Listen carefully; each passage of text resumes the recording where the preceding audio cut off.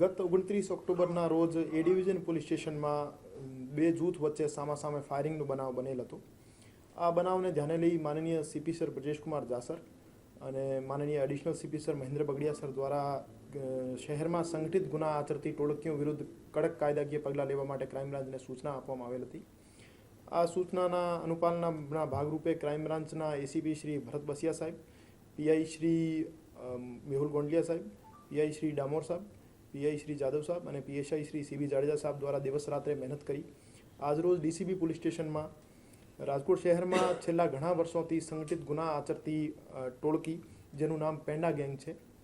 પેંડા ગેંગમાં રાજપાલસિંહ સુધીરસિંહ જાડેજા અને તેના અન્ય 16 સાગરીત આમ મળીને કુલ 17 આરોપીઓ વિરુદ્ધ જીસીટીઓસી કાયદા હેઠળ એક ગુનો દાખલ કરવામાં આવેલ છે।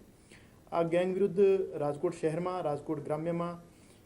મહેસાણા અને જામનગરમાં છેલ્લા 10 વર્ષમાં કુલ 71 જેવા ગંભીર ગુના દાખલ થયેલા છે,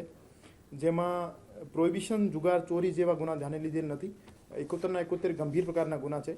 જેમાં ખૂન અને ખૂનની કોશિશના 7, મારામારી અને રાયોટિંગના 29,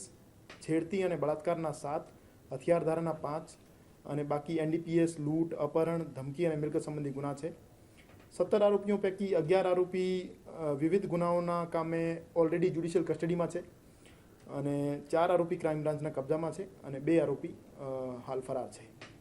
રાજકોટ શહેરની શાંતિને ડોળવાનો પ્રયાસ કરતી આવી બીજી ટોળકીઓની ઓળખાણ કરી લેવામાં આવેલ છે